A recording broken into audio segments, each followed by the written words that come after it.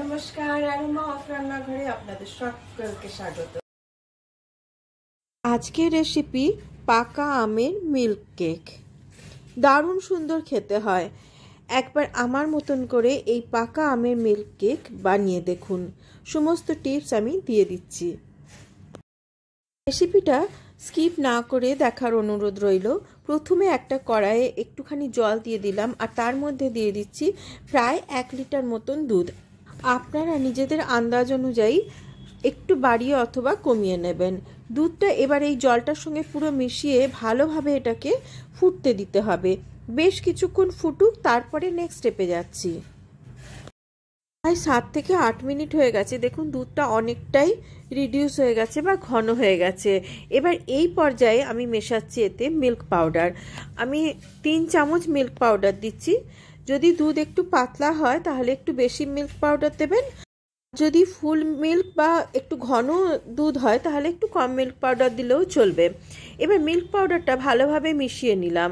আর এখানে দেখুন একটা গোটা পাকা আম, আমি হিমসাগর আম ইউজ করছি, নিয়ে এটাকে ব্লেন্ডারে ভালো করে ব্লেন্ড করে নিচ্ছি। এই যে দেখুন ভালোভাবে ব্লেন্ড করে নিয়েছি। চামচে করে দেখাচ্ছি, দেখুন একটুও কিন্তু এতে রেশা নেই। খুব ভালোভাবে ব্লেন্ড হয়ে গেছে, ছাঁকার দরকার নেই। আর এই দুধটা এই যে ঘন হয়ে এসছে, এর মধ্যে মেশালাম আমি 2 চামচ মতো টক দই। দইটা কিন্তু খুব বেশি টক ছিল না। দইটা একটু ভালোভাবে মিশিয়ে নিতে হবে। আর ওই যে চিনিটা দেখালাম, ওটা 1/3 কাপ চিনি আছে। ওই চিনিটা কিন্তু আস্তে আস্তে মেশাতে হবে।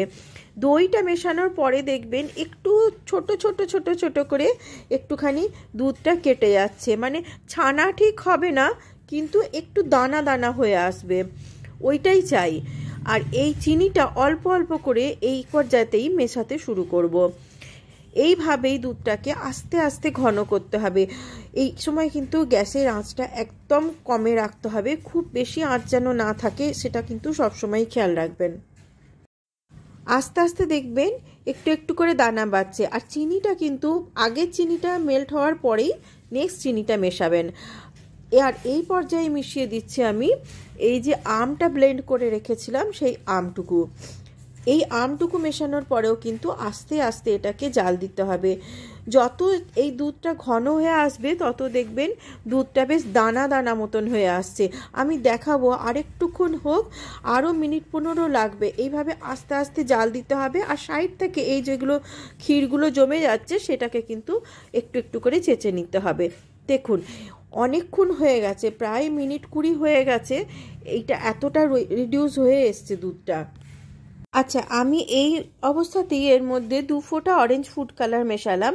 এইটা কিন্তু পুরোপুরি অপশনাল, আপনারা নাও দিতে পারেন, কিন্তু একটু কালার মেশালে পরে এই কালারটা যেটা আমের রঙটা সেটা খুব ভালো আসবে, নাহলে কিন্তু একটু হালকা হবে। তবে টেস্টের কোনো রকম কোনো পার্থক্য হবে না, খালি কালারটা একটুখানি হালকা হবে। আর এইটাতে এই সুন্দর যে কালারটা এসছে এটা কিন্তু ওই ফুড কালারের জন্যই এসছে। আচ্ছা দেখুন অনেকক্ষণ হয়ে গেছে, প্রায় আরও মিনিট 15 হয়ে গেছে। এটা কিন্তু আস্তে আস্তে আরও ঘন হয়ে এসছে আর বেশ দানা দানা হয়ে গেছে। আরও কিছুক্ষণ হবে, তখন দেখবেন আরও ভালোভাবে দানাটা বোঝা যাচ্ছে। আরও 10 মিনিট মতন আমি এটাকে আস্তে আস্তে এইভাবে সমানে নেড়ে যাচ্ছি আর এটাকে জাল দিয়ে যাচ্ছি। আচ্ছা, কখনোই কিন্তু একদম 5 মিনিটের জন্য ছেড়ে দেবেন না, এটা সমানে কিন্তু নাড়তে থাকতে হবে, তা নাহলে কিন্তু নিচে ধরে যেতে পারে। এটা প্রায় হয়ে এসেছে। এখন দেখুন কত সুন্দর লাগছে, একদম দানা দানা, দারুণ সুন্দর, যেরকম দোকানে পাওয়া যায় তার থেকেও ভালো হবে। একটা স্টেপও যদি মিস না করেন তো এরকমই সুন্দর হবে আপনাদের বানানোটাও। আচ্ছা হ্যাঁ, আমি প্রায় শেষের পর্যায়ে চলে এসেছি। আর এর মধ্যে এবার মিশিয়ে দিচ্ছি এই 1/2 টিস্পুন মতন আমার বাড়িতে বানানো ঘি ছিল, সেই ঘিটা। আপনারা যে কোনো দোকানের ঘি অথবা বাটারও দিতে পারেন, তাতে কিন্তু টেক্সচারটা দারুণ সুন্দর হবে। দেখুন ঘিটা দেওয়ার সঙ্গে সঙ্গে এটার মধ্যে একটা গ্লেজ চলে এলো। আর হাতা অথবা খুন্তি যেটা ইউজ করুন, যখন এই রকম আস্তে আস্তে পড়বে সেটার থেকে, তখন জানবেন যে আপনাদের ম্যাঙ্গো মিল্ক কেক একদম রেডি।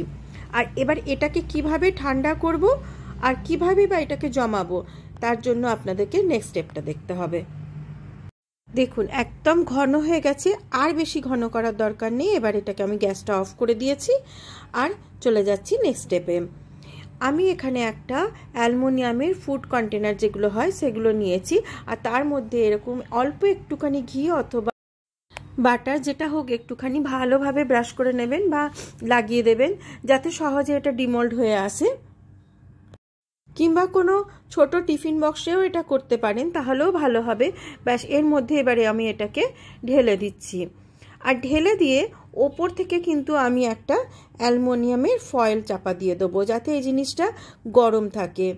কিংবা যদি টিফিন বক্স হয়, টিফিন বক্সের ঢাকনাটা ভালোভাবে বন্ধ করে দিয়ে একটা টাওয়াল কিংবা একটা যে কোনো একটা ভালো সুতির কাপড় চাপা দিয়ে রাখবেন, তাহলেও কিন্তু কাজটা একই রকম হবে। ব্যাস, চামচের সাহায্যে এবার একটু এভাবে ছড়িয়ে দিচ্ছি, আর এবার একটা অ্যালুমিনিয়ামের ফয়েল দিয়ে এটাকে কভার করে রাখছি, যাতে এটা আস্তে আস্তে ঠান্ডা হয়। 3 থেকে 4 ঘন্টা লাগবে এটা পুরোপুরি ঠান্ডা হয়ে আসতে। আর তারপরে একটুখানি ফ্রিজেও রাখতে পারেন, কিন্তু ফ্রিজে রাখার দরকার নেই, রুম টেম্পারেচারেই ভালো হবে। এটা পুরো দেখুন, আমি আপনাদেরকে প্রায় 4 থেকে 5 ঘন্টা পরে দেখাচ্ছি। এটা কিন্তু পুরো জমে গেছে আর একদম রুম টেম্পারেচারে আছে। এবারে আমি এর থেকে এটাকে ডিমোল্ড করে নিচ্ছি। খুব সহজেই ডিমোল্ড হয়ে আসবে, কেননা এতে ঘি লাগানো আছে। দেখুন, জাস্ট ওয়াও, দারুণ সুন্দর হয়েছে। আর আমি ওপর থেকে একটুখানি এই ড্রাই ফ্রুটস দিয়ে, পেস্তা আর একটুখানি কাজু দিয়ে একটুখানি আমি এই গার্নিশিং করে দিচ্ছি। এটা পুরোপুরি অপশনাল, না দিলেও পারেন, টেস্টে কোনো তফাৎ হবে না, দারুণ সুন্দর লাগে। আর একদিন অবশ্যই বানান আর আমাকে কমেন্ট বক্সে জানান। একবার এই ম্যাঙ্গো মিল্ক কেক বানিয়ে দেখুন, আপনার বাড়ির লোকেরা আপনার প্রশংসার পুল বাঁধতে বাধ্য হবে। আর কেউ আর দোকানেরটা খেতে চাইবে না, সবাই বলবে যে বাড়িতেই বানাও। আমার বানানো রেসিপিগুলো যদি আপনাদের ভালো লেগে থাকে, তাহলে প্লিজ একটা লাইক করবেন আর সাবস্ক্রাইব করে আমার পাশে থাকবেন। আপনাদের একটা সাবস্ক্রিপশন আর একটা লাইক আমাকে আর একটা নেক্সট রেসিপি বানাতে দারুণভাবে উৎসাহ দেয়। আজকের রেসিপি কীরকম লাগলো এই মিল্ক কেকের, আমাকে অবশ্যই কিন্তু কমেন্ট বক্সে জানাবেন। আর যে সমস্ত দর্শক বন্ধু ফেসবুক পেজ থেকে এই রেসিপি দেখছেন, তাদের উদ্দেশ্যেও বলছি, প্লিজ আমার সঙ্গে থাকুন আর আমার পেজটাকে ফলো করবেন। অনেক অনেক ধন্যবাদ সবাইকে সঙ্গে থাকার জন্য। সবাই খুব ভালো থাকবেন আর সুস্থ থাকবেন। আবার দেখা হবে আরও একটা নতুন রেসিপিতে। Till then, bye by.